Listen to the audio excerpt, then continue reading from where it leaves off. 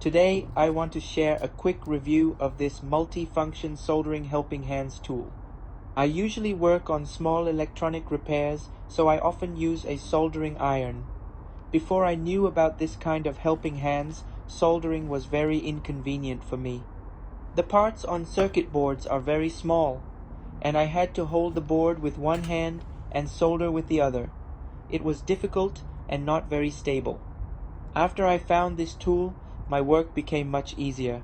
It comes with 4 adjustable helping hands, so you can clamp one corner, 2 corners, or even all 4 corners of the circuit board to keep it stable.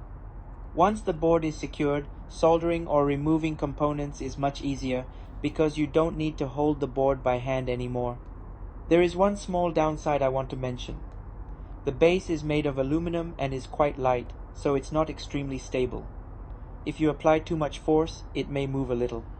That said, the 4 helping hands are very flexible. You can bend and adjust them to many different angles depending on your needs.